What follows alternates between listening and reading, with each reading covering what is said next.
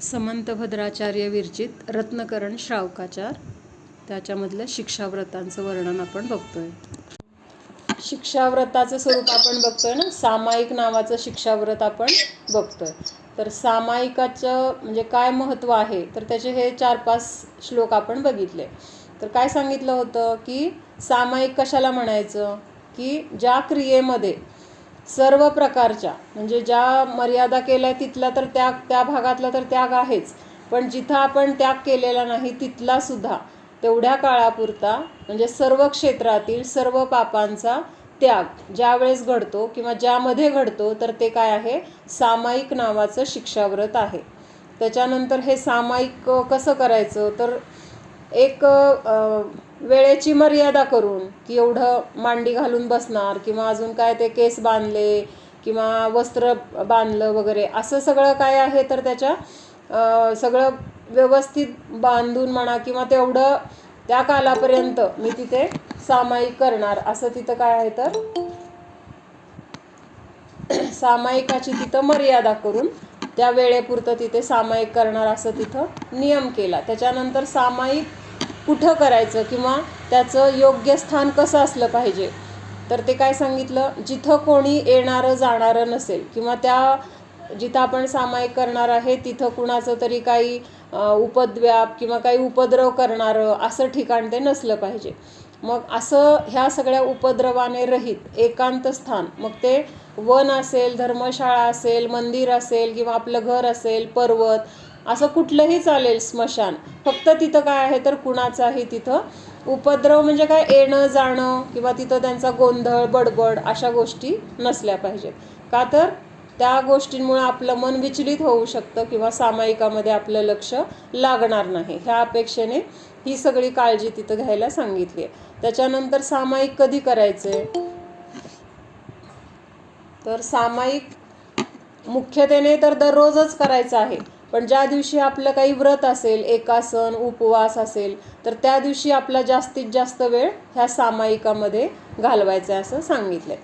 त्याच्यानंतर सामायिक करत असताना काय सांगितलं आहे, कसं सामायिक करायचं, तर आळसाने रहित होऊन आणि आपल्या मनामध्ये अशी एकाग्रता झाली पाहिजे की बाहेरच्या कुठल्याही गोष्टीचा तिथं विषय राहणार नाही. म्हणजे सगळ्या प्रकारच्या पापांचा त्याग, सगळ्या परिग्रहाचा त्याग, सगळ्या कषायांचा त्याग, आळसाचा त्याग असं सगळं सोडून आपल्या मनाची एकाग्रता करून दररोज अशा पद्धतीने सामायिक केलं पाहिजे आणि सामायिक कसं वाढवत गेलं पाहिजे.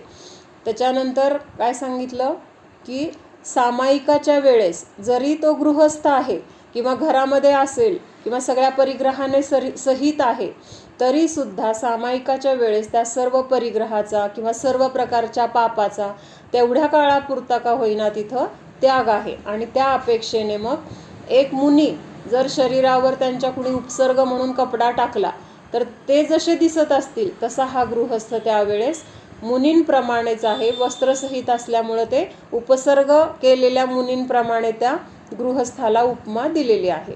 म्हणजे बाकीचं सगळं काय आहे, तर अंतरंग आणि बाकी सगळ्या क्रिया आणि परिग्रहाच्या अपेक्षेने तिथे समानता सांगितली आहे. मग आता पुढच्या श्लोकामध्ये काय सांगणार आहेत आपल्याला, की अशा ह्या सामायिकाच्या काळामध्ये किंवा सामायिक करत असताना आपल्याला जर कुठला त्रास झाला, आपण सगळं विचार करून बसलोय, सगळं योग्य ठिकाण बघून बसलोय किंवा कुठलेही विकल्प येणार नाहीत, अशा सगळं काही असेल ते विचार करून काळजी घेऊन आपण तिथे सामायिकाला तर बसलोय, तरीसुद्धा सामायिकाला बसल्यानंतर जर तिथं काही परिशह झाला किंवा उपसर्ग झाला तर त्या उपसर्गामध्ये काय केलं पाहिजे, तर ह्याचं ह्या श्लोकामध्ये वर्णन सांगितलेलं आहे. परिशह उपसर्ग सहन करणे का उपदेश, म्हणजे सामायिक करत असताना परिशह म्हणजे काय आणि उपसर्ग म्हणजे काय, ह्या दोन्हीमधला फरक आपण बघूया.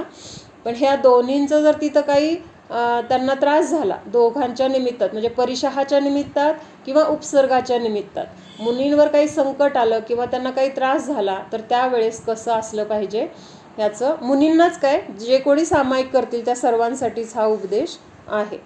श्लोक म्हणूया आपण. शीतोष्ण दंश मशक शीतोष्ण दंश मशक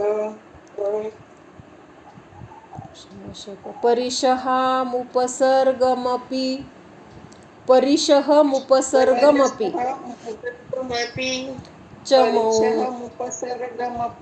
च मौनधरा सामयिकं प्रतिपन्ना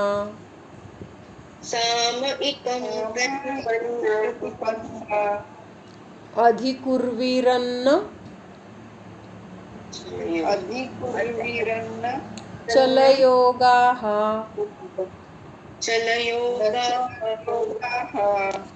सगळे मिळून म्हणूया. शीतोष्णदंशमशक परिशहमुपसर्गमपि च मौनधरा सामयिकं प्रतिपन्ना अधिकुर्वीरन्न चलयोगाः. मग आता उपसर्ग कशाला म्हणायचं आणि परिशह कशाला म्हणायचं?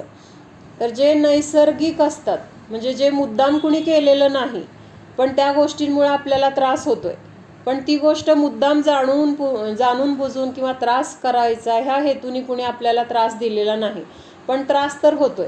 मग असं नैसर्गिकरित्या किंवा आपोआप होणाऱ्या ह्या त्रासाला काय म्हटलंय? परिशह. म्हणजे उदाहरणार्थ तर डास चावला, मुंगी चावली, मग आता हे काय मुद्दाम त्यांनी चावलं का? त्यांना कळत नसतं ना. म्हणजे त्यांच्या अवस्थेमध्ये त्यांना काय, त्यांचं पोट भरायचंय ह्या अपेक्षेने ते आपल्याला अन्न म्हणून ते चावायला येतात. त्यांचा हेतू आहे का बाबा ह्यांना त्रास द्यायचा आहे किंवा ह्यांना चावून ह्यांना दुःख झालं पाहिजे, असं काय नाही. तर असं जे होतं तर त्याला म्हटलं परिशह. आणि उपसर्ग म्हणजे काय? जाणून बुजून त्रास देणे.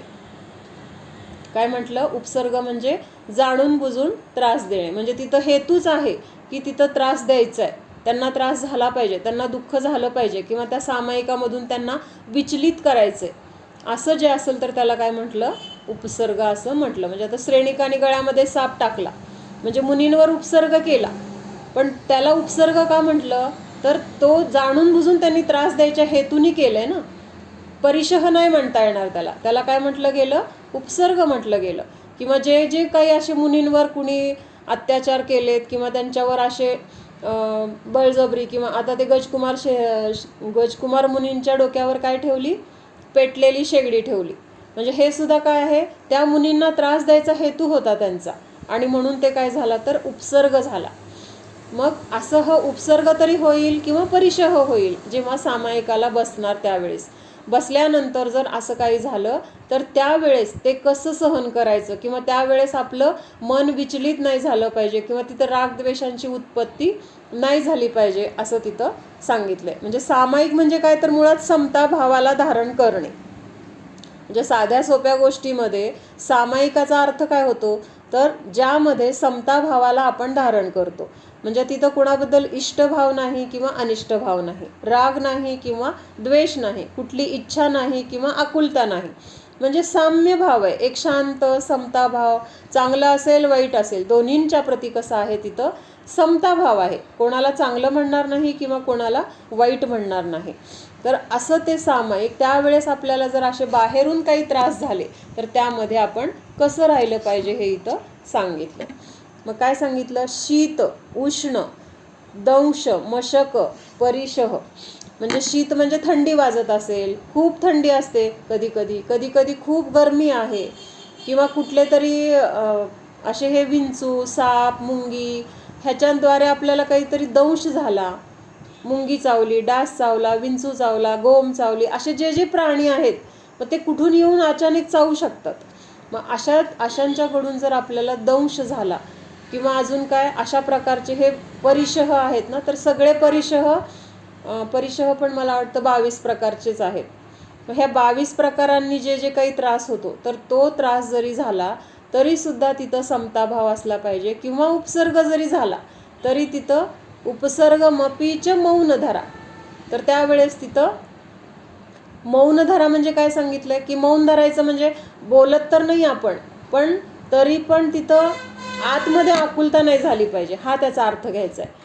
मौन तर आहेच, सामायिकाच्या वेळेस आपण काही बोलणार नाही आहे, पण त्यावेळेस आपल्याला बोलायचं नाही आहे किंवा आपल्याला स्वतःला काही सांगायचं नाही कुणाला, तर असं आतल्या असं विचार करून आतल्या आत मला असं थंडीच वाजायला लागली, मला खूप उखडतंय, किंवा मला हे चावलं, काय चावलं असेल, आता त्याचं काय होणार मला वगैरे, असं कुठल्याही विचाराने आपलं मन विचलित नाही झालं पाहिजे. म्हणून तिथं काय म्हटलंय, मौन. मौन म्हणजे बोलायचं नाही असं व्यवहाराने म्हटलंय, पण तिथं मनामध्ये सुद्धा असे कुठले विचार नाही आले पाहिजेत, किंवा त्या गोष्टीच्या प्रती आपल्याला द्वेषभाव किंवा तिथं चीड राग असं काही तिथं उत्पन्न नाही झालं पाहिजे, असं ह्याच्यामध्ये सांगितलंय. काय सांगितलंय, सामायिको धारण करणे वाले. मौन धरा म्हणजे सामायिकाला धारण करणारे जे मौन, म्हणजे असे जे कोण आहेत तर ज्यांनी मौन धारण केलेलं आहे, अशा जे कोणी असतील, मुनी असेल, श्रावक असेल, तर त्यांनी काय करायला पाहिजे, तर योगों की चंचलता रहित गृहस्थ. योगों की चंचलता म्हणजे काय, आता योग कशाला म्हणायचं, योग म्हणजे काय, 3 योग आहेत. पहिल्यांदा आपण ते बघूया, मनोयोग, वचन योग आणि काय योग. तर मनाच्या द्वारे आपण काय करतो, सतत कुठले ना कुठले विकल्प, विचार, तर ही मनाची काय आहे, तर चंचलता आहे. त्याच्यानंतर वचन योग कशाला म्हटलंय, जे काही आपण बोलतो, तर ते बोलणं म्हणजे काय आहे, तर वचन योग म्हटलंय त्याला. आणि काय योग म्हणजे काय, शरीराची क्रिया, हालचाल करणे किंवा काहीतरी क्रिया करणे, इकडून तिकडं जाणं, हे सगळं काय आहे, तर काय योग असं म्हटलेलं आहे. मग ह्या 3 योगांच्या चंचलतेने रहित आहे ना जो सामायिकेला बसलेला गृहस्थ कसा आहे, एकतर सगळं अंतरंग बहिरंग परिग्रह, तिथं काही विषय नाही आहे किंवा त्याचा विचार नाही आहे, त्याचा त्याग करून तेवढ्या वेळापुरता त्याने काय केलेलं आहे, एकतर मौन धारण केलेलं आहे, आणि मनाची, वचनाची आणि कायेची जी काही क्रिया आहे, तर ही क्रिया म्हणजेच काय, तिथं चंचलता म्हटलंय. चंचलता कुठल्या अपेक्षेने, तर त्या क्रिया होत आहेत, तर ह्याला म्हणजे स्थिर राहून अशा क्रिया होतील का. आता बोलायचं म्हटलं तरी आपल्या म्हणजे तोंडाची हालचाल होते की नाही, किंवा काय एखादी गोष्ट काय काम करायचे तर त्यावेळेस आपल्या शरीराची हालचाल होणार आहे, तर ही काय आहे, तर चंचलता म्हटली जाते. तर ह्यालाच मन, वचन आणि काय हे 3 योगांची चंचलता, ह्या चंचलतेने रहित असा सामायिकेला बसलेला गृहस्थ, तर त्यांनी काय केलं पाहिजे, तर शीत उष्ण तथा दंश मशक परिशह को और उपसर्ग को भी सहन करे. काय सांगितलंय, म्हणजे जे सामायिकाला बसलेले गृहस्थ किंवा जे कोणी जीव असतील, तर त्यांनी सामायिक करत असताना एकतर मौन आहे, त्याच्यानंतर मन, वचन, कायाची चंचलता म्हणजे मनाची क्रिया, वचनाची क्रिया आणि शरीराची क्रिया, ह्या 3 क्रियांचा तिथं काय केलेला आहे, तेवढ्या वेळापुरता त्याग केलेला आहे. मनाच्या द्वारे आपण काय, त्यावेळेस आपलं काय चिंतन चाललेलं आहे, तर एकतर 12 भावनांचं चिंतन असेल, किंवा ह्या संसाराच्या निस्सारतेचं चिंतन असेल, स्वतःच्या आत्म्याचं चिंतन असेल, तर हे चिंतन चाललेलं असताना तिथं बाहेरचा संसाराचा विकल्प आहे का मनामध्ये, मग त्या अपेक्षेने तिथं मन काय आहे, मन त्या योगाने रहित म्हटलं गेलं. कुठल्या योगाने, मनोयोग म्हणजे संसाराबद्दलच्या कुठल्याही क्रियाचा तिथं काय आहे, आता अवलंबन राहिलेलं नाही. आणि वचन तर काय बोलतोय का आपण, वचनाची क्रिया पण तिथं नाही आहे, कारण आपण सामायिकाच्या वेळेस मौन आहे, आपलं अंतरंगामध्ये आपण लीन आहोत, त्यामुळे बाहेर बोलण्याचा किंवा कुणाशी बोलायचं किंवा काय असा विकल्प सुद्धा तिथं नाही. म्हणजे मनाने, वचनाने, आणि शरीर कसं आहे आपलं, स्थिर आहे, हातावर हात ठेवलाय, मांडी घातलेली आहे, असं एक डोळे मिटलेले आहेत, म्हणजे ही सामायिकाची अवस्था, म्हणजे शरीर पण आपलं कसं आहे, तर स्थिर आहे. म्हणून मनाने, वचनाने आणि कायेने त्यावेळेस आपण कसे आहोत, मन वचन कायेच्या चंचलतेने रहित आहोत. मग ही चंचलता जी आहे ना, तर त्याला योग म्हटलंय. योग म्हणजे काय, चंचलता. तर ही चंचलता तिथं काय आहे, राहिली नाही त्या काळापुरती. मग अशा गृहस्थांनी जे काही बाहेरून उपसर्ग होतील किंवा परिशह होईल, तर त्या परिशहाला सहन केलं पाहिजे असं सांगितलंय. मग सहन केलं पाहिजे ही बळजबरी वाटते की नाही, सहन करायला पाहिजे म्हणजे त्रास होतोय पण सहन करायला पाहिजे, तर असं अर्थ नाही घ्यायचा. तर सहन केलं पाहिजे म्हणजे कसं, की त्यावेळेस आपण ह्या शरीरापासून भिन्न आहोत अशी भावना आपल्याला तिथं असली पाहिजे. आणि समजा डास चावला, मुंगी चावली, शरीराला चावलेलं जाणवणार आपल्याला, त्या वेदनेचा आपल्याला तिथं जाणीव होणार आहे किंवा लक्ष तिकडं आपल्याला जाणार आहे. कारण का, तर आपलं जाणणं हा आपला स्वभाव आहे, ज्ञान आहे. त्या ज्ञानाला काम काय आहे, तर सतत जाणणं हे ज्ञानाचं काम आहे. त्यामुळे ह्या गोष्टी आपल्या लक्षात येणार आहेत. पण त्या गोष्टी लक्षात आल्यानंतर सुद्धा तिथं ते दुसऱ्या कुणाला तरी होतंय, मला काही होत नाहीये, हा तिथं विचार पाहिजे. म्हणजे फक्त जाणण्याचं काम तिथं चालू राहणार आहे. आपण खिडकीतून बाहेर बघतोय, बाहेर बघत असताना रस्त्यावरून किती गोष्टी जाताना येताना आपल्याला दिसतात, किती वेगवेगळे लोक दिसतील, गाड्या दिसतील, काही कुणाचं गोंधळ चाललेला दिसल, काही देवाणघेवाण, म्हणजे कितीतरी प्रकार आपल्याला असे बघायला गेलो तर आपल्याला दिसत राहतील. पण त्या गोष्टींबद्दल आपल्याला मनामध्ये काय असतं का, फक्त एक बघण्याची क्रिया आहे. ती गोष्ट चांगली आहे किंवा ती वाईट आहे, त्याने असं का केलं, त्याने तसं का केलं, काय फरक पडत नाही. आपण फक्त बघतोय, काय कोण येतंय, कोण जातंय, कुठली गाडी आली, कुठली गेली, काय झालं, म्हणजे हे फक्त आपल्या डोळ्यांनी काय तिथं बघण्याची क्रिया चालू आहे. तसं सामायिकाला बसल्यानंतर जे जे काही आपल्या आजूबाजूला समजा घडत असेल किंवा आपल्याला कोणी असं, आता हे इथं दंशमशक वगैरे एक त्यांनी प्रतिकात्मक घेतलंय, म्हणजे एक उदाहरण म्हणून घेतलंय. पण आपण बसलोय खरं एकांतामध्ये आणि अचानक कोणीतरी आलं, म्हणजे अपेक्षा नव्हतं की आता कोणी येत नाही ह्या वेळेस, आणि अचानक कोणी आलं, तरी त्यावेळेस आपलं मन तिथं स्थिर असलं पाहिजे. म्हणजे चंचल नाही झालं पाहिजे, अरे कोण आलं, ह्या वेळेस तर कोणी येणार नव्हतं, कसं काय आलं ना, आता माझ्या सामायिकामध्ये डिस्टर्ब झालं, असं नाही. म्हणजे असे विचाराने आपण चंचल झालं नाही पाहिजे. तर तिथं आपोआप स्थिर कसं राहिलं पाहिजे, तर आपण स्वतःमध्ये लीन होण्यासाठी प्रयत्न करतोय किंवा जे काही समता भाव आहे त्या समता भावामध्ये राहण्यासाठी तिथं आपला प्रयत्न चालू आहे. मग त्यावेळेस बाहेर घडणाऱ्या गोष्टींबद्दल पण तिथं समता भाव पाहिजे, उत्सुकता पण नको आहे. कोण आलं, काय झालं, कोण काय म्हणतंय, ते ऐकण्याचे भाव झाले म्हणजे आपलं लक्ष तिकडं गेलं, म्हणजे आपलं जे काही सामायिकाचं चिंतन होतं ते बाजूला राहिलं आणि आपलं मन काय झालं, दुसरीकडेच डायव्हर्ट झालं किंवा त्या बाकीच्या गोष्टींमध्ये आपण मग त्या चिंतनामध्ये रमून गेलो. मग त्याला सामायिक म्हणता येणार नाही. म्हणून हे बाहेरून जे जे काही असे उपसर्ग होतील किंवा परिशह होतील, तर त्यावेळेस आपल्याला तिथं समताभावाने राहता आलं पाहिजे. म्हणजे स्वतःवर बळजबरी जर केली ना, तर काय होतं मग, नाही नाही मला स्थिर राहायचंय, मला अजिबात काय कुठं लक्ष द्यायचं नाही, अशी बळजबरी नाही करायची. तिथं सहजता आली पाहिजे आपल्याला. एवढ्या काळापुरता मला ह्या सगळ्या गोष्टींचा त्याग आहे, त्यामुळे जे काही त्या गोष्टींमध्ये घडणार असेल किंवा जे काही कुणाचं चालू असेल, मला त्याच्याशी आत्ता काही देणं घेणं नाही, हा विचार तिथं पाहिजे. आणि त्यामुळे जरी ह्या शरीराला काही त्रास झाला किंवा आता मांडी दुखते, पाय दुखतोय, गुडघा दुखतोय, 10 मिनटं 15 मिनटं अर्धा तास आपण बसलोय आणि त्या आसनामध्ये आपल्याला काही त्रास होत असेल, तरीसुद्धा तिथं आपल्याला स्वतःच्या मध्ये राहण्याची स्थिरता आली पाहिजे.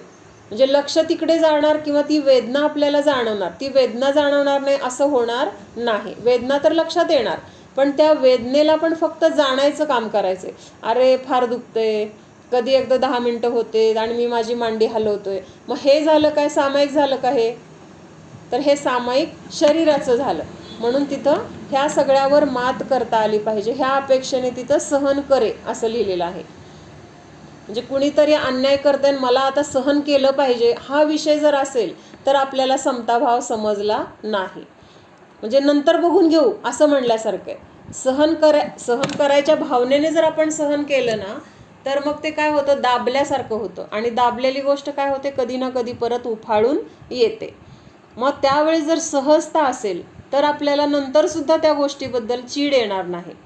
माझी सामायिक होतं म्हणून मी गप्प बसलो असं करतेत का, मग सामायिक झाल्यावर जर आपण ताव काढला, समजा कुणी येऊन आपल्या तिथं बडबड केली, गोंधळ घातला आणि मग आपल्याला चीड आलेली असतील, त्यावेळेस आपल्याला काही बोलायचं नाही म्हणून आपण जरी गप्प बसलो आणि नंतर जर असं ताव काढला, तर ते सामायिकामध्ये आपलं लक्ष नव्हतं किंवा ह्याला सामायिक म्हणता येणार नाही. मग असं पाहिजे की कुणाचं काय चाललंय त्याचं त्याच्याबरोबर मला माझ्या स्वतःमध्ये राहायचंय, हा भाव तिथं राहणं आणि त्याला त्या अपेक्षेने इथं सहन करणे हा शब्द वापरलेला आहे. आता 3 दिवस यशोधर मुनींना तिथं उपसर्ग सहन करावा लागला. मग त्यावेळेस त्यांना असा भाव होता का की अरे मी आता मुनी आहे, मुनी अवस्थेमध्ये मला असे उपसर्ग झाल्यानंतर सहन करणं हे माझं कर्तव्य आहे, असा भाव नव्हता त्यांचा. त्यांचा भाव काय होता की ह्या शरीरापासून मी भिन्न आहे, हे शरीर माझं नाही, जे काही आहे कर्माचा उदय त्या कर्माच्या उदयामध्ये हे काही प्रसंग आलेला असेल किंवा असं काही असेल तर ते सुद्धा माझा संबंध त्याचा नाही. ते कर्म काय आता निर्जरा होऊन चालले किंवा नष्ट होण्यासाठी उदयाला आलेलं आहे. त्यामुळे ते स्वतःमध्ये राहण्याचा किंवा समता भावाला धारण करून त्यांनी स्वतःमध्ये राहण्याचाच तिथं पुरुषार्थ केला. म्हणजे तिथं सहन केलं नाही त्यांनी, तर तिथं ती सहजता होती. त्या अपेक्षेने इथं सहन करणे असा शब्द घ्यायचा आहे. हाँ, जिन्होंने सामायिक को स्वीकार किया है.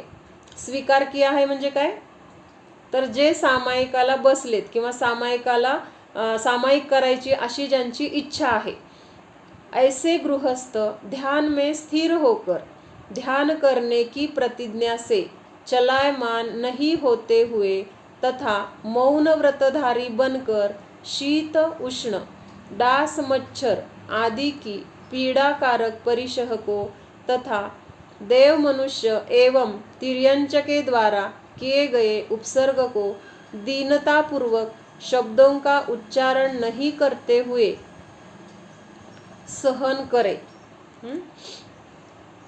म्हणजे काय सांगितलं, ज्यांनी सामायिक करायचं ठरवलेलं आहे किंवा जे सामायिकाला बसलेले आहेत असा गृहस्थ कशामध्ये स्थिर होणार, तर ध्यानामध्ये.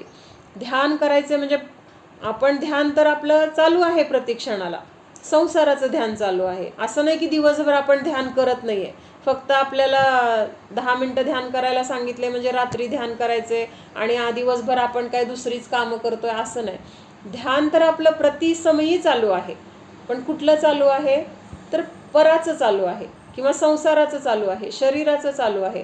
मग हा विषय काय आहे, इथं संसार विषय झाला. आपल्या ध्यानाचा विषय काय झाला, दिवसभर किंवा अनादी काळापासून आपल्या ध्यानाचा विषय काय होता, संसार, शरीर, कुटुंब किंवा आपला परिग्रह हा आपला ध्यानाचा विषय आहे.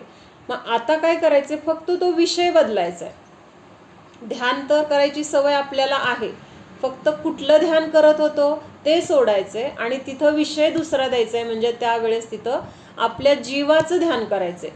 जीवाचं म्हणजे जीवाच्या, आताच आपल्याला अवघड वाटेल हे, पण कमीत कमी सुरुवातीला एवढं तर समजून घेऊया की काय करायचंय, तर जीवाला समजून घ्यायचंय, स्वतःची ओळख करून घ्यायची. आपल्याला ओळख आहे का, आपल्याला ओळख आहे का, आपण स्वतःला काय ओळखतो, विचार करा प्रत्येकाने. आपली ओळख जर आपण असं विचार करायला गेलो तर मी स्त्री आहे, माझं नाव हे आहे किंवा माझं वय एवढं आहे, मी मनुष्य आहे, अशी आपली ओळख मानतोय आपण. पण ती आपली खरी ओळख नाही आहे. म्हणजे प्राप्त शरीराला किंवा प्राप्त पर्यायाला आपण आपली ओळख मानतोय, आहे की नाही. म्हणून आपली हाक मारल्यावर आपणच का हो देतो, तर आपल्याला ती आपली ओळख पक्की झालेली आहे. माझं नाव संयुक्ता आहे, संयुक्ता म्हणलं की बरोबर तूच ओ देणार, बाकी कोण देणार का, कारण बाकीच्यांना ती ओळख त्यांची नाही आहे. त्यांची आता दुसरं ज्याचं नाव आहे त्यांची ती ओळख त्यांनी धरली आहे. किंवा आपल्याला कुठल्या तरी पुरुष आहे म्हटलं तर आपल्याला ते असं वाटेल का, नाही मी तर स्त्री आहे. म्हणजे आपल्याला इतकं पक्क झालेलं आहे की तीच माझी ओळख. मग आपली ही ओळखच नाही आहे. आपली खरी ओळख काय आहे, तर जीव आहे. मी जीव आहे आणि माझं स्वरूप काय आहे, तर हे आपल्याला आजपर्यंत आपण कधी विचार केला नाही किंवा त्याचं चिंतन कधी केलं नाही. त्यामुळं तो विषय आता आपल्याला ह्या ध्यानामध्ये घ्यायचा आहे. स्वतःची पहिल्यांदा ओळख करून घ्यायची. मग ही ओळख झाल्यानंतर हळूहळू आपल्याला आपली संपत्ती काय आहे, आपलं खरं वैभव काय आहे, जे माझ्यासोबत कायम राहणार आहे असं कुठली गोष्ट आहे, किंवा ते कसं आहे जीव, की म्हणजे त्याचं अस्तित्व कुठं असतं, कसं असतं, म्हणजे हे सगळं आपल्याला काय करायचं, त्या ध्यानामध्ये शिकायचंय. आणि ते जेव्हा आपल्याला आपली खरी ओळख पटणार किंवा त्या जीवाची आपल्याला खरी रुची त्यावेळेस निर्माण होणार, जेव्हा आपल्याला त्याची ओळख होणार. आपल्याला ओळखच नाही तर त्याचा आवड कशी निर्माण होणार त्या गोष्टीची. म्हणून पहिल्यांदा काय करायचंय, तर स्वतःची ओळख आपल्याला करून घ्यायची. आणि हे ओळख करून घेण्याची वेळ कुठली आहे, तर ती ध्यान म्हणा किंवा सामायिक म्हणा असं म्हटलेलं आहे. म्हणजे त्या सामायिकामध्ये आपल्याला वाटतं ना काय करायचंय, तर आपल्या स्वतःला आपण तिथं बघायचंय.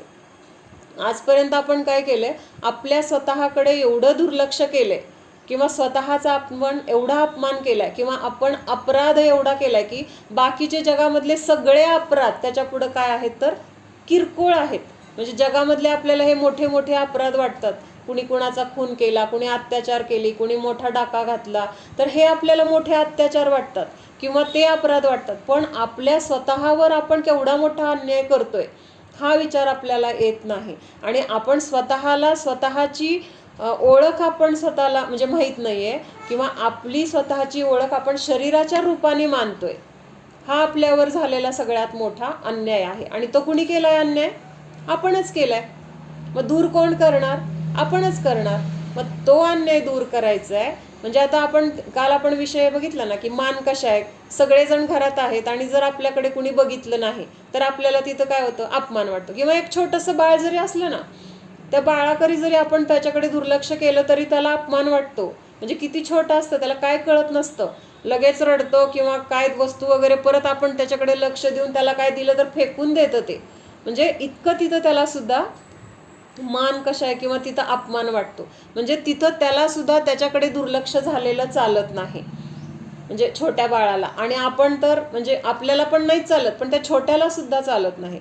मग अनादी काळापासून आपण काय केलंय, ज्या शरीरामध्ये आपण गेलो तर त्या शरीर रूप आपण आपल्याला मानलंय. म्हणजे आज आपण मनुष्य पर्यायात आहोत, तर हे पर्याय म्हणजे मी, मनुष्य पर्याय म्हणजे मी, अशी आपली तिथं पूर्ण मान्यता आहे. आता उद्या समजा आपण इथून ह्या भवातून आपलं जेव्हा मरण होईल, समजा आपण देवलोकात गेलं, तर त्यावेळेस आपल्याला ही पर्याय आठवणार नाही. त्यावेळेस ती पर्याय माझी किंवा ते पर्याय म्हणजे मी असं आपण मानणार. मग त्यावेळेस ह्या जन्मामध्ये आपण कुठं होतो किंवा आपलं कुठलं शरीर होतं, कसं होतं, काय संयोग होते, ह्या गोष्टीला तिथं आता काही महत्त्व राहणार नाही. कारण आता तिथं जे मिळालंय ना, तर ते माझं किंवा ते म्हणजे मी. मग आता असंच बघायला गेलं तर मागच्या जन्मी पण आपण कुठंतरी होतो की नाही? मागच्या जन्मी पण आपलं घर असणार आहे, आपलं शरीर असणार आहे, आपले नातेवाईक असणार आहेत, आपले काही काही आवडीच्या न आवडीच्या गोष्टी असणार आहेत. त्या गोष्टींचा आज आपल्याला किती आठवण येते. त्यावेळेस त्या भावामध्ये पण ती पर्याय, त्या शरीर रूप आपण स्वतःला मांडलं होतं. मग ते आहे का? आता ह्या शरीर रूप मानले. तसं ज्या पुढच्या भावामध्ये जिथं जाणार तिथं त्या रूप मानणार. तिर्यांच्या गतीमध्ये गेलो, त्या प्राणी रूप स्वतःला मानलं. मग स्वतःच्या जीवाला कुठं ओळखतो आपण? त्या पर्यायात जाणारा जो जीव आहे किंवा ती पर्याय धारण करणारा जो जीव आहे, त्याला कधी आपण विचार केला? कधी आपण त्याचं अस्तित्व जाणलं? मग हा त्याच्यावर केलेला सगळ्यात मोठा अन्याय आहे. आपल्याला वाटतं का? कमीत कमी आत्ता तरी ते आपल्याला वाटलं पाहिजे. म्हणजे मी स्त्री नसताना स्वतःला स्त्री मानलं, मी मुलगी नसताना स्वतःला मुलगी मानलं, आई नसताना स्वतःला आई मानलं. आज किती वाटलं कुणाकुणाला की मदर्स डे म्हणून आईनी मला विश केलं, मुलीनी विश केलं, त्याच्यामध्ये किती आनंद मानला. वाटलं की नाही संयोग? स्टेटस ठेवलं की नाही? असू दे का, मी उदाहरण म्हणून सांगते, आपल्याला काय असं हे नाही म्हणायचं. पण आपल्याला त्याच्यामध्ये मोठेपणा वाटतो की नाही, की आपण त्या रूप, मोठेपणा म्हणल्यापेक्षा असं का वाटतं आपल्याला मोठेपणा, तर आपण त्या रूप आपल्याला मानतोय, त्या ती पर्याय म्हणजेच मी आपलं असं आपण मानतोय. म्हणजे ही पर्याय माझी नाहीच, माझी ओळख वेगळी आहे, माझं अस्तित्व वेगळं आहे. आणि ते अस्तित्व काय आहे, त्या अस्तित्वाची ओळख मला करून घेण्यासाठी हा एकच जन्म महत्त्वाचा आहे, मनुष्य जन्म. ह्याच्यानंतर आपण कुठल्या जन्मात कुठं जाणार आहे, कुठं आपले कसे कर्माचे उदय असतील, तिथं आपल्याला बुद्धी समजा आत्ता आहे ती बुद्धी नसेल तर मग पुढं नाही मिळालं तर काय करायचं? त्यापेक्षा आत्ता हातात संधी आहे ना, तर आत्ता आपल्या स्वतःची ओळख आपण करून घेतली पाहिजे. आणि आपण प्रतिक्रमण बाहेरचं तर नेहमी करतो, सकाळ दुपार संध्याकाळ करत असेल, किंवा प्रतिक्रमण पाठ आहे आम्ही प्रतिक्रमण करतो, किंवा एखादी गोष्ट बाहेरची काही चुकीची वाटली तरी प्रतिक्रमण करेल, आजारी पडलो काही संकट आलं तरी प्रतिक्रमण करू, ह्या सगळ्या गोष्टीचं तर प्रतिक्रमण करतो. पण मी माझ्या स्वतःवर आज केवढा मोठा अन्याय करत आलोय अनादी काळापासून, हा विचार आपल्याला मनात येतो का? आणि तो येणं खूप गरजेचं आहे, की मी माझ्यावर किती मोठा अन्याय केलाय. मी स्वतःला जीवरूप कधी मानलंच नाही. कुणीतरी माझा सत्कार केला, कुठल्या रूपाचा सत्कार केला? आत्ता प्राप्त जे काही पर्याय आहे त्याच्यामुळे सत्कार केला. त्या पर्यायामध्ये एखादी गोष्ट काय घडली, चांगले मार्क पडले, पहिला नंबर आला, मग माझा पहिला नंबर आला म्हणजे कुणाचा आला? जीवाचा आला का? तो पहिला नंबर पुढच्या जन्मामध्ये आपण घेऊन जाणार आहे का? किंवा त्याचं त्या डिग्रीचं तिथं पुढच्या जन्मामध्ये काही महत्त्व असणार आहे का? काहीच नाही आहे. मग ह्या गोष्टी आपल्याला जर आत्ता कळत गेल्या तर मग बाहेर आपल्याला चांगले मार्क पडले म्हणून आनंद पण वाटणार नाही किंवा कमी पडले म्हणून दुःख होणार नाही किंवा दुसऱ्याशी तुलना करून आपल्याला तिथं त्रास होणार नाही. ह्या गोष्टीमुळे पण हे जीवामुळेच आला ना, नंबर आला तो जीवामुळेच आला ना. जीवामुळे आला म्हणजे जीवाचं ज्ञान आहे हे बरोबर आहे, पण ते जीवाचं स्वरूप नाही आहे, ते जीवाचं अस्तित्व नाही आहे, हे ओळखायला पाहिजे आपण. म्हणजे तो नंबर आता ज्या ज्या भावामध्ये आपण जाणार तिथं पहिल्यापासून परत शाळा शिकावी लागणार. समजा आता पुढचा जन्म परत आपल्याला मनुष्याचाच मिळू शकतो, मनुष्यातून मनुष्यगतीमध्ये आपण परत जन्म घेऊ शकतो, देवलोकात जाऊ शकतो, नरकगतीत जाऊ शकतो, तिर्यांच्या मध्ये जाऊ शकतो. तसं परत मनुष्यामध्येच आपण जन्म पण घेऊ शकतो. मग समजा आपल्याला परत मनुष्यगतीतच जन्म मिळाला, परत पहिल्यापासून सगळं शिकायचंय की मग मागच्या वेळेस पहिला नंबर आला होता त्या डिग्रीचा आता काय उपयोग आहे? म्हणजे हे शाश्वत नाहीये हे सांगायचंय. म्हणजे हे कसं आहे, तात्पुरतं आहे किंवा कर्माच्या उदयामध्ये तसं आपलं काहीतरी कर्म होतं म्हणून तिथं नंबर आला, आपण फार अभ्यास केला म्हणून नंबर आला असं नाहीये. तिथं तेवढं पुण्य पण होतं म्हणून तिथं बरोबर तो नंबर आला. म्हणजे एखाद्याने अभ्यास केलेला असतो आणि ऐन वेळेस तिथं जे अभ्यास केलेला आहे ते सोडून बाकीचंच पडतं, असं होतं की नाही? म्हणजे खूप मुलांचं असं होतं की आम्ही ह्याचा खूप छान अभ्यास केला होता पण त्यातलं काहीच आलं नाही. आणि एखाद्याने काय होतं, एखादं सहज काहीतरी जाता जाता बघितलेलं असतं, केलेलं नसतं, आणि जे केलेलं असतं ते सोडून ह्यातलं आलं बरोबर त्यांनी ते लिहिलं गेलं त्याच्याकडून. म्हणजे शेवटी काय आहे तर आपल्या पुण्याचा किंवा पापाचा जसा उदय असेल त्यानुसार आपल्याला तिथं ते तसं बाहेर दिसणार आहे, फळ मिळणार आहे. मग आपण आत्ता हे बघतोय की त्या रूप आपण नाही हे आपल्याला त्यावेळेस लक्षात यायला पाहिजे. ही डिग्री कुणाची आहे? ह्या शरीराच्या निमित्तात मिळालेली आहे. किंवा जे काही आपलं कौतुक असेल बाहेर किंवा कुठं अपमान होत असेल, तिरस्कार होत असेल, दोन्हीही गोष्टी कशा आहेत? शरीराला धरून आहेत. जीवाला तिथं कोण धरतं का? आता आपल्या एकमेकांचा जीव आपण बघतोय का? आता एकमेकांना आपण ओळखण्याचं साधन काय? शरीर आहे. म्हणजे आपण कुणाला ओळखतोय? शरीराला ओळखतोय. आई वडील कुणाचे? शरीराचे. मुलं कुणाची? शरीराची. जीवाला तर मुलं नाही, जीवाला आई वडील नाही, जीवाचा जन्म होत नाही, जीवाचं मरण होत नाही. का बरं जीवाचा जन्म होत नाही? तर अनादि अनंत आहे जीव. म्हणजे जीव कुणी बनवला नाही, आणि जी गोष्ट बनवली नाही तर ती गोष्ट नष्ट पण होत नाही, आणि जी गोष्ट बनली जाते तर त्याचा नियमाने नाश होतो. अवघड वाटतंय का? नाही ना. म्हणजे आता शरीर आपण म्हणतो नष्ट होतं, जीव नष्ट होत नाही, शरीर नष्ट होतं असं आपण म्हणतो. पण हे आपल्याला शरीराबद्दलचं प्रेम किंवा मोह नष्ट होण्यासाठी हे समजून घ्यायचंय की बाबा शरीर नष्ट होतं आणि जीव नष्ट होत नाही. शरीराचं अस्तित्व म्हणजे माझं अस्तित्व नाही, माझं अस्तित्व तर जीव स्वरूप आहे आणि जीव कधी नाश होत नाही. असं म्हणल्यानंतर आपल्याला तिथं मरणाची भीती राहत नाही किंवा शरीराला काही त्रास झाला तर तिथं आपल्याला त्रास होत नाही. पण आता शरीर नाश होतं म्हणजे काय होतं? हे शरीर म्हणजे एक द्रव्य आहे का? शरीर एक आहे. म्हणजे आपलं माझं शरीर म्हणतो म्हणजे माझं शरीर एक आहे किंवा एक शरीर हे असं म्हटलं जातं. पण हे शरीर काय आहे तर पुद्गल द्रव्य आहे.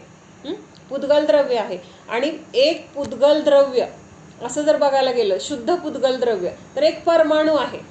परमाणू म्हणजे जो आपल्या डोळ्यांना पण दिसणार नाही, तर त्या परमाणूला जाणणे हे फक्त केवल ज्ञानाचा विषय आहे. आणि हे शरीर काय आहे तर अनंत पुद्गल परमाणूंपासून बनलेलं एक स्कंधरूप द्रव्य आहे. म्हणजे ह्या शरीरामध्ये किती परमाणू आहेत तर अनंत परमाणू आहेत. आणि जेव्हा आपण म्हणतो ना हे शरीर नष्ट झालं तर काय होतात? ते परमाणू वेगळे वेगळे होतात. म्हणजे आपण त्याला जाळलं किंवा त्याला कोणी पुरलं तर त्यावेळेस त्याचं विघटन होतं, किंवा जळले तर त्या शरीराचे राखेमध्ये रूपांतर होतं.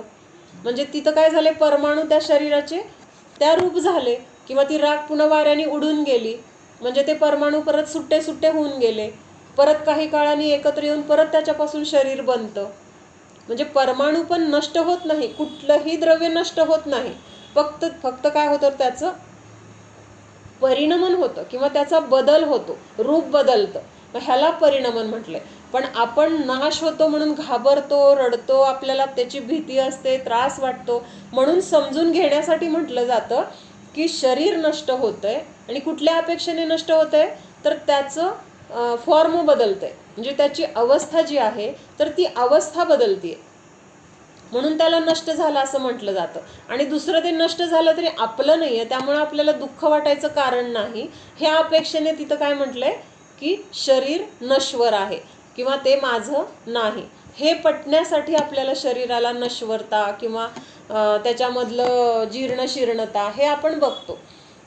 म्हणजे आपल्याला शरीराला पण समजून का घ्यायचंय, तर शरीर माझं स्वरूप नाही आणि माझं स्वरूप काय आहे ह्या दोन गोष्टी समजण्यासाठी शरीराचं पण स्वरूप कळलं पाहिजे आणि जीवाचं पण स्वरूप कळलं पाहिजे. तर आपण तिथं परीक्षा करून काय करणार आहे, दोघांमध्ये भेद करू शकणार आहे. म्हणून त्यावेळेस आपल्याला तिथं मग स्वतःच्या जीवाची ओळख होणार आहे. आणि ही ओळख आपल्याला का करायची आहे, तर ते आपलं अस्तित्व खरं आहे, त्याच्यामध्ये खरं सुख आहे, त्याच्यामध्ये आनंद आहे, त्याच्यामध्ये काय आहे तर शाश्वतता आहे, परिपूर्णता आहे, त्या जीवाला दुसऱ्या कशाची गरज नाही. हे सगळं आपल्याला जेव्हा जीवाचं स्वरूप आपण शिकणार किंवा त्याची ओळख आपण करून घेणार तेव्हा हे सगळं समजणार आहे. मग आपल्यासाठी महत्त्वाचं काय आहे हे आपल्याला कळलं पाहिजे. ते कधी कळणार, जेव्हा हे जीवाची आपली ओळख होणार.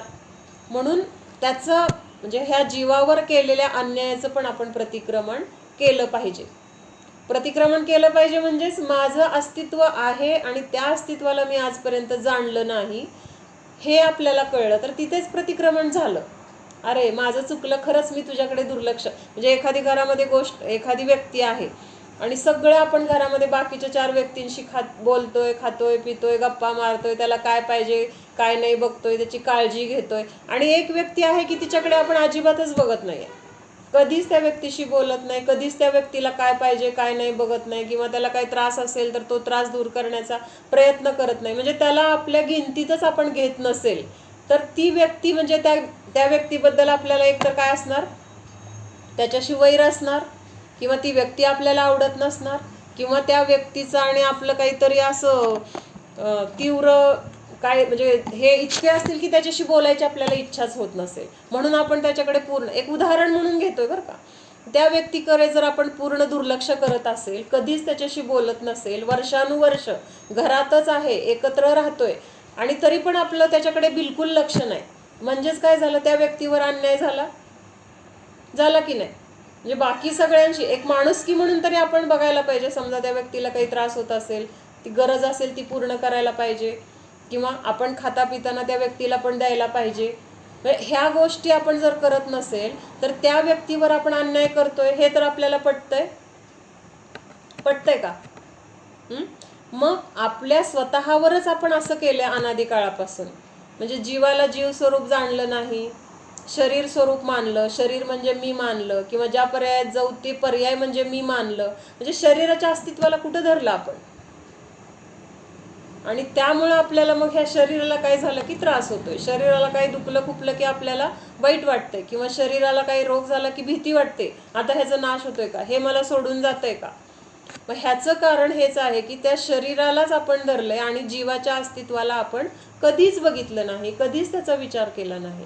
आणि हे विचार करायचा असेल तर त्याच्यासाठी एकमेव पर्याय ध्यान आहे.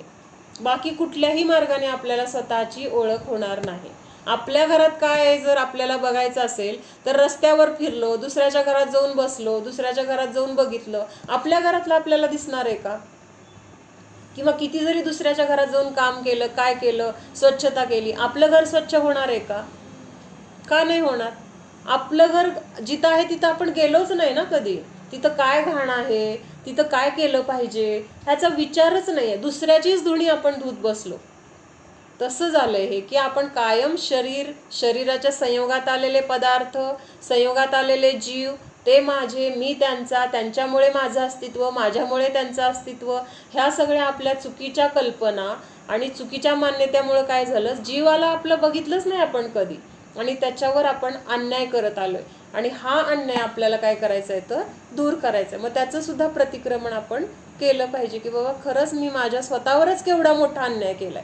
आपल्याला बाहेर कुणी आपल्यावर अन्याय केलेला चालतो का? व्यवहारामध्ये मी अन्याय सहन करणार नाही. आम्हा नेहमी म्हणते वी वॉन्ट जस्टिस, असं लगेच आपण बाहेर जाऊन म्हणतो. म्हणजे आम्ही कुठलाही अन्याय का सहन करायचा, आम्हाला पण आमचं अस्तित्व आहे, आम्हाला जे पाहिजे ते हक्क मिळवणार, म्हणजे असं आपण बाहेर तर लढतो. मग इथं स्वतःवर केवढा अन्याय करतोय, तिथं कधी आपण न्याय करणार? आणि तो न्याय करायसाठी हे सामायिक आहे किंवा ध्यान आहे. तिथं आपल्या घरात जायसाठी आपल्याला बाहेरचं सगळं सोडून मग आपल्या घरात यावं लागेल. दुसऱ्या घरात राहतोय, दुसऱ्याच्या घरात काम करतोय, मग आपल्या घरात जर आपल्याला बघायचं असेल तर दुसऱ्याच्या घरातून बाहेर पडावं लागेल, स्वतःच्या घरात यावं लागेल. आणि स्वतःच्या घरात आल्यानंतर मग आपल्याला तिथलं कळेल की काय आहे काय नाही. अरे माझ्या घरात तर एवढं सगळ्यांनी कधी बघितलंच नाही, असं तेव्हा आपल्याला कळणार आहे. म्हणजे अनंत गुणांची इस्टेट म्हटलेलं आहे. बाहेरची इस्टेट तर काय आहे, आज आहे म्हणस तर उद्या नष्ट होईल. आता ते पाकिस्तानचं वॉर चाललंय, हे चाललंय, किती जण मेले, किती जण मरतायत, किती जणांची घरं बर्बाद होत आहेत. म्हणजे काय त्या इस्टेटीला आहे का? काय आहे म्हणस तर नष्ट होते. मग तसं ही सगळी बाहेरची आपल्याला जरी काय आपण सेफ आहे असं वाटत असलो, जोपर्यंत आपण आहोत, एकदा मेलं डोळे झाकले की ह्याचा आपला काही संबंध राहणार नाही. पण आपली जी इस्टेट आहे, कुठली इस्टेट? आपल्या जीवाचे जे गुण आहेत त्या गुणांची इस्टेट जर आपल्याला समजलं, त्या गुणांचं कार्य जर आपल्याला समजलं, तर आपल्याला तिथं बाहेर बघायची गरजच राहणार नाही. मग तेव्हा आपल्याला वाटेल की अरे एवढे दिवस विनाकारण आपण दुसऱ्याच्या घरात काय करत होतो, त्यांच्या घरामध्ये जाऊन उचापती करत होतो किंवा त्यांचं घर आपलं म्हणून आपण सांभाळत होतो. माझं एवढं मोठं इस्टेट असताना मी त्याच्याकडे बघितलंच नाही. आणि आपली इस्टेट अशी आहे की ती काही झालं तरी ती नष्ट होणार नाही. अनादी काळापासून आपण स्वतःच्या जीवावर अन्याय करत आलोय, पण जीवाने आपले गुणधर्म, आपले गुण कधी सोडलेत का?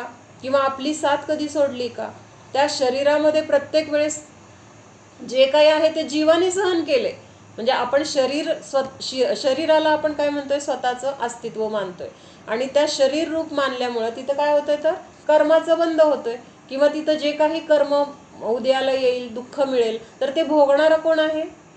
जीव भोगतोय. शरीराला काय आहे? शरीराला दुःख नाही आहे, जीवाला दुःख आहे. म्हणजे आपण अशा पद्धतीने केलेला अन्याय तेव्हाच दूर होणार आहे की जेव्हा आपण आपली स्वतःची स्टेट काय आहे हे आपण बघायला जाणार आहोत. आणि म्हणून आपल्याला हे सामायिक वगैरे करणं खूप गरजेचं आहे, किंवा ध्यान करणं खूप गरजेचं आहे. वीरसागर महाराजांनी इतकी ध्यानाची प्रेरणा दिली, किंवा खरं ध्यानाचं महत्त्व किंवा ध्यान कसं करायचं हे वीरसागर म्हणजे त्यांच्यामुळं एवढं सगळं प्रभावना झालेली आहे. नाहीतर अगोदर सगळं काय होतं, क्रियाकांड. म्हणजे पूजा करायची, तीर्थयात्रा करायची, दान करायचं, किंवा अजून काय षटक्रिया केल्या, स्वाध्याय केला, आणि त्यांनीच धर्म मानला, त्यांनीच मोक्ष मार्ग मानला, त्याच्यानी मोक्षाला जाणार, त्याच्यानी कर्माची निर्जरा होणार, अशी सगळी मिथ्या मान्यता पसरली होती. मग हे सगळं म्हणजे धुवून काढायचं, किंवा हे सगळं ज्या चुकीच्या मान्यता ते नष्ट करण्याचं खूप मोठं काम वीरसागर महाराजांनी, आता सुशीलमती माताजी, सुरता माताजी, म्हणजे त्यांच्या शिष्याच आहेत. आणि त्यांचं जसं गुरूंचं आहे तेवढंच त्यांचं पण म्हणजे त्यांनी ते पुढं नेलेलं आहे, किंवा तेवढी त्यांनी पण प्रभावना केलेली आहे. म्हणजे त्याचं महत्त्व काय हे आपल्याला समजल्याशिवाय आपण ती गोष्ट घ्यायला जात नाही, आहे की नाही? मग ध्यान काय आहे, का करायचं? तर आपल्या स्वतःच्या अस्तित्वाला ओळखण्यासाठी. सगळ्यात कुठली गोष्ट असेल, एक बाहेर कुठलीही गोष्ट आपण केली तर आपली ओळख आपल्याला होणारच नाही. बाहेर बघितल्यावर काय दिसतं? सगळं परद्रव्य दिसतंय. बाहेर बघितल्यानंतर आत्मा कुठं दिसतोय? आत्म्याला जर बघायचं असेल तर डोळे पहिल्यांदा झाकावे लागतील. सगळे 5 इंद्रियांचे विषय बंद करून डोळे झाकून आतमध्ये विचार करावा लागेल की मी कोण आहे, माझं अस्तित्व काय आहे. तर आपल्याला तिथं आपली ओळख व्हायला सुरुवात होणार आहे. तर काय चाललं होतं आपलं? हाँ, ऐसे गृहस्थ ध्यान में स्थिर होकर ध्यान की प्रतिज्ञा से चलायमान नहीं होते हुए, म्हणजे बाहेरून किती जरी उपसर्ग झाले, परिशह झाले, तरी सुद्धा स्वतःच्या त्या सामायिक अवस्थेमधून बिलकुल चलायमान न होता मौन तर धारण केलेलं आहे. म्हणून मौनधारी बनकर शीत उष्ण डांस मच्छर आदि की पीड़ाकारक परिशह को तथा देव मनुष्य एवं तिर्यंचों के द्वारा किए गए उपसर्ग को दीनतापूर्वक शब्दों का उच्चारण नहीं करते हुए, दीनतापूर्वक म्हणजे अरे आता कसं होणार माझं, काय करू मी आता, असं उपहास किंवा एक असं असहाय होऊन असं उच्चारण न करता, तर धीराने समताभावाने शांत राहून तिथं ह्या उपसर्गाला तोंड दिलं पाहिजे किंवा तिथं समताभावामध्ये राहिलं पाहिजे. आता हे दुसरं इथं काय आलं आहे अजून, परिशहाचं तर आपण बघितलं, शीत, उष्ण, डास, मच्छर, अजून काय काय बरेच आहेत, क्षुधा, तृषा, त्याच्यानंतर स्त्रीचा परिशह, असे बरेच परिशह आहेत, 22 परिशह. परवा अजून एक काहीतरी सांगायचं राहिलं तुम्हाला, आक्रोश, स्त्री, वध, वध अजून परिशह. शय्या, निषदा. तर हे सगळे परिशह आहेत. परवा पण मी म्हटलं होतं 22 प्रकारचे काय सांगितलं होतं ग, अभक्ष सांगायचे होते. आता 22 प्रकारचे अभक्ष आणि 22 प्रकारचे हे परिशह हे उद्या सांगते, लिहूनच काढते आता हे झाल्यानंतर. म्हणजे आपल्याला नुसतं माहीत तरी असलं पाहिजेत की परिशह कुठले आहेत. मग हे परिशह म्हणजे काय झालं, हे बाहेरून झालेले आहेत किंवा सहज झालेले आहेत, मुद्दाम केलेले नाही आहेत. आणि उपसर्ग म्हणजे काय आहे तर जाणून बुजून त्रास द्यायच्या हेतूनी केले गेलेले आहेत. मग आता हे उपसर्ग कुठले कुठले आहेत तर देवकृत आहेत, मनुष्यकृत आहेत, तिर्यंचकृत आहेत आणि अजून मला वाटतं चौथा कुठला आहे, निसर्गकृत आहे बहुतेक. म्हणजे वादळ आलं किंवा पूर आला, म्हणजे हे बहुतेक त्याच्यामध्ये येते, मला नक्की माहीत नाही, ते पण मी उद्या सांगते तुम्हाला. मग आता हे उपसर्गमध्ये देवकृत उपसर्ग असतो तो काय काय असतो तर मुनी ध्यानाला बसलेत आणि समजा जिथं बसले तिथून वर समजा एखाद्या देवाचं विमान चाललेलं आहे आणि अशा वेळेस जर खाली शत्रू तरी असेल किंवा मित्र असेल किंवा आपले नातेवाईक जवळचे कोणी असं जर खाली असेल आणि वरून ते देव चाललेले असतील, म्हणजे पूर्वजन्मीचे बरं का, पूर्वजन्मीचा शत्रू असेल किंवा पूर्वजन्मीचे जवळचे कोणी नातेवाईक आहेत आणि ते ध्यानाला बसलेत किंवा खाली आहेत असं दिसल्यानंतर वरून जर विमान चाललं असेल तर देवाचं, तर ते ॲटोमॅटिक थांबतं, पुढं जातच नाही. मग त्यांना असं विचार येतो माझं विमान पुढं का जात नाही आहे. मग अवधिज्ञान तर असतं त्यांना, देवांना. मग त्या अवधिज्ञानाने जाणतात की माझं विमान थांबलंय तर खाली कोणीतरी माझं आहे. मग तो शत्रू असेल किंवा मित्र, नातेवाईक, पूर्वजन्मीचे असं कोणीतरी असेल. मग ते खाली येतात आणि तर ती मुनी वगैरे समजा, आता आपल्याला उपसर्गाचं बघायचं आहे ना, मग उपसर्ग म्हणजे त्यांचा कोणीतरी शत्रू आहे त्या देवाचा समजा. मग त्या देवाला हे कळतं की हा माझा पूर्वजन्मीचा शत्रू आहे आणि आता ते ध्यानाला बसलेत ना, आता मला त्यांच्यावर बदला घ्यायची ही चांगली वेळ आहे, असा विचार करून ते त्या मुनींना उपसर्ग करायला येतात.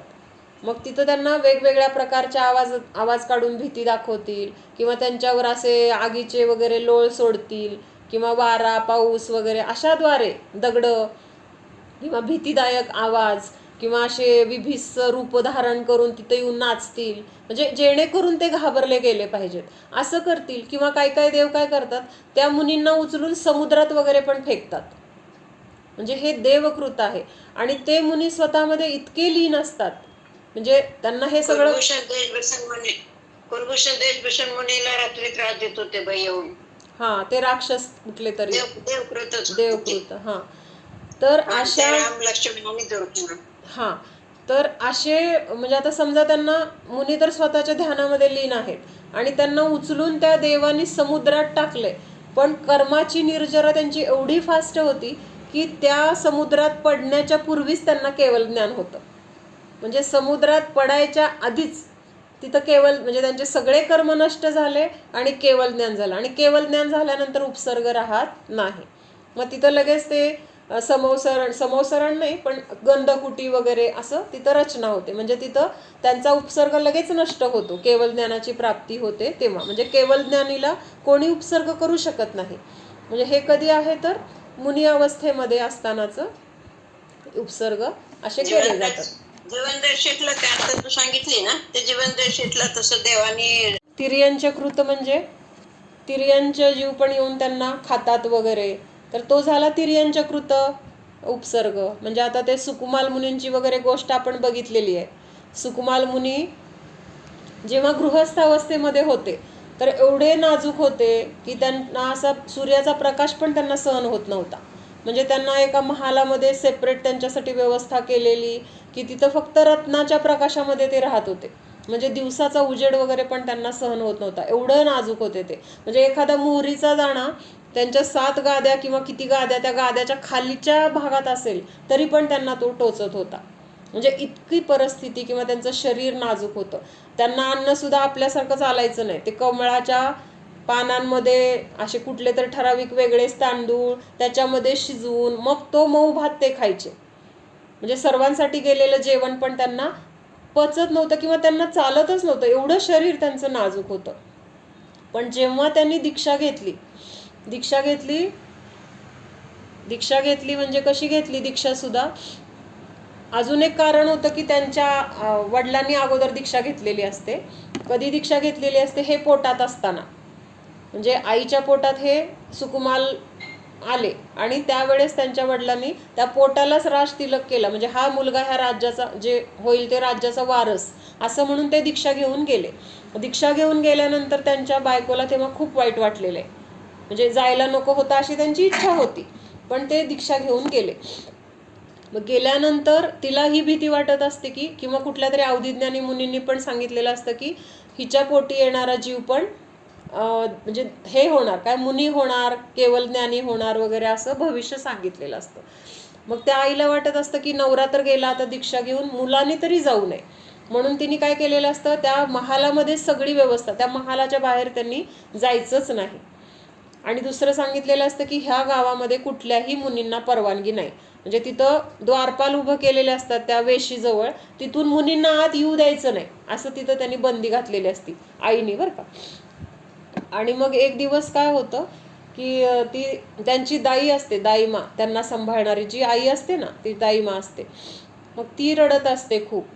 मग ती खूप रडत असते म्हटल्यानंतर हे सुकुमाल विचारतात की तू का रडते एवढी. पहिल्यांदा तर ती खूप वेळ सांगत नाही, कारण तिला सांगायचं नाही असं पण तिला आदेश असतो. मग जेव्हा ह्यांनी खूपच विचारलं म्हटल्यानंतर ती सांगते की ह्या राज्याचा राजा किंवा ह्या गावाचा मालक आज ह्या गावामध्ये यायला तो काय झालाय, महाग झालाय. म्हणजे त्याला गावात यायला सुद्धा परवानगी नाहीये.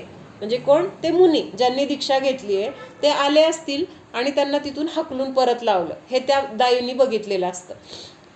आणि तिला त्या गोष्टीचं खूप वाईट वाटतं की एवढा मालक ह्या म्हणजे राजा होता किंवा आपल्या गावामध्ये एक मुनी म्हणून सुद्धा यायला त्यांना परवानगी नाही आहे, म्हणून ती रडत असते. मग हे कळल्यानंतर त्या सुकुमाल मुनींना काय होतं, तिथं त्यांना पण असं वैराग्य होतं किंवा कुठे आहेत ते मुनी, मला त्यांना बघायचंय, मला त्यांना भेटायचंय, असं त्यांना आतून तीव्र भाव होतात.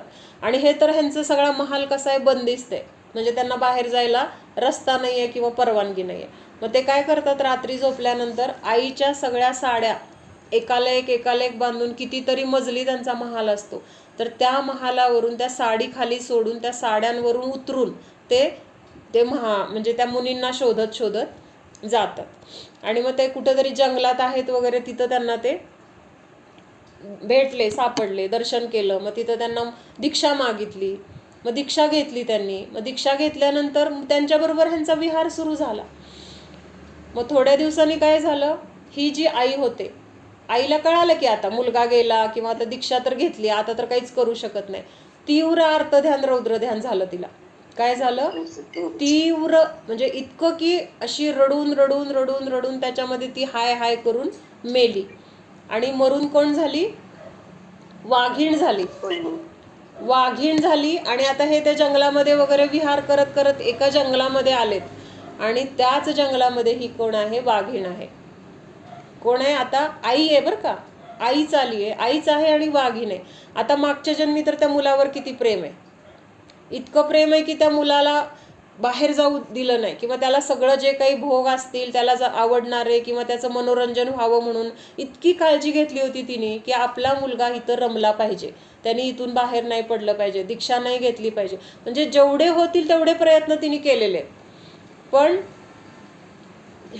जे होणार आहे ते काय चुकत नाही. म्हणजे ते असं झालं, शेवटी त्यांनी दीक्षा घेतली आणि आता ती वाघीण झाली आहे. आता मागच्या जन्मीचं प्रेम आहे का आता त्या वाघाजवळ, हा माझा मुलगा आहे म्हणून. आता तिला तिथं जे वाईट वाटलं होतं ना की हा माझा मुलगा मला सोडून गेला, आणि त्याच्या निमित्तात तिने जे आर्तध्यान करून रडली होती किंवा तीव्र तिने संकलेश परिणाम केले होते, त्याच्या निमित्तात वाघीण तर झाली, पण तिचं जे प्रेम होतं त्या मुलाबद्दलचं, माझा मुलगा, त्यांनी मला सोडून जायला नाही पाहिजे, त्याच्यासाठी वाट्टल ते करायची तयारी, म्हणजे किती प्रेम होतं. तर त्या प्रेमाचं रूपांतर द्वेषामध्ये झालं. कशामध्ये झालं, द्वेषामध्ये. आता ते प्रेम राहिलं नाही, म्हणून आपण म्हणतो हे आपले लय प्रेमाचे आहेत, हे आहेत. काही सांगता येत नाही पुढच्या जन्मी आपल्याला कुठल्या रूपाने आपल्या जवळ येतील परत आणि आपल्याला काय तिथं भोगावं लागेल किंवा आपल्याकडून त्यांना काय भोगावं लागेल, काही सांगता येत नाही. म्हणून असं तीव्र म्हणजे कुठलंच राग असो द्वेष असो दोन्ही गोष्टी आपल्याला करणं काय आहे तर चुकीचं आहे. आणि त्या जंगलामध्ये जेव्हा ती ह्यांना बघते तर तिला तीव्र क्रोध येतो त्या वाघिणीला. म्हणजे आता भक्ष्य खायचं म्हणून खायचं असं नाही, खायचं म्हणून खाल्लं तर एक वेळ ते काय झालं, त्यांचं रोजचं ते खाणंच आहे, त्यांना दुसरा ऑप्शन नाही आहे. पण त्या दोघांना बघितल्यावर तिला तीव्र क्रोध येतो आणि ती अशी द्वेषाने त्यांच्या अंगावर झडप घालून त्यांना खाऊन टाकते.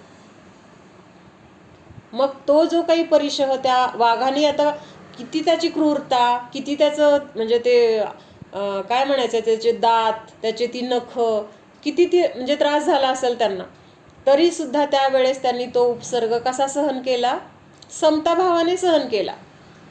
तिथं असं त्यांना असं नाही वाटलं की म्हणजे त्याच्याबद्दल द्वेष किंवा तिरस्कार किंवा आता मला काही करू शकत नाही, शांत राहायला पाहिजे, असं नाही. समताभाव होता तिथं आणि त्याच्यामध्ये त्यांना केवळ ज्ञान झालं वगैरे असं. म्हणजे उपसर्ग आपण बघत होतो ना, म्हणजे उपसर्ग कसे येतील ह्या गोष्टीतून आपण एका वेळेस बरंच काही आपल्याला शिकायला मिळतं. म्हणजे उपसर्गामध्ये ते कसे समताभावाने राहिले हे पण कळलं. दुसरं म्हणजे जे तीव्र आधी प्रेमाचं प्रतीक म्हणून ती आई होती तर तीच नंतर द्वेषाचं प्रतीक झाली. आणि असं नेहमी सांगतात आम्हा की जेवढं आपण जास्त तीव्र करतो कुठलीही गोष्ट, प्रेम असेल द्वेष असेल, तर ते असं उलटं होतं. म्हणजे प्रेम आहे तर पुढच्या जन्मी प्रेमच राहायला पाहिजे किंवा राहील अशी गॅरंटी नाही. म्हणजे त्याचं द्वेषामध्ये पण रूपांतर होतं, कधी द्वेषाचं प्रेमामध्ये रूपांतर होतं, दोन्ही होऊ शकतं. त्यामुळं कुठलीच गोष्ट करताना ही सावधानता जर राहिली तर असं तीव्रतेने किंवा उग्रतेने आपल्याकडून कशाय होणार नाही. मग हे झालं तिर्यंचकृत उपसर्ग. मग हे तिर्यंचकृत बरेच आहेत असे, बऱ्याच प्राण्यांनी, कुठल्या तरी एका घारीने एका मुनींचे असे टोचे मारून मारून सगळ्या शरीराला तिने त्रास दिला. मला वाटतं सुदर्शन शेठजी होते का कोण होतं लक्षात नाही. दीक्षा घेतल्यानंतर ती पण मागच्या जन्मीची कोण असते, त्यांच्या गावातली राणी असते बहुतेक बरं का, म्हणजे मला नीट लक्षात नाहीये पण असंच आहे कथानक की राणी असते आणि त्या सुदर्शन शेठवरती खूप आसक्त असते. म्हणजे ते खूप देखणे, सुंदर किंवा रुबाबदार किंवा असं पुरुषार्थी, हुशार, असं सगळ्याच गुणांनी संपन्न असतात. आणि त्या राणी काय त्यांच्यावर आसक्त झालेली असते आणि त्यांना आपल्या महालामध्ये वगैरे बोलवते.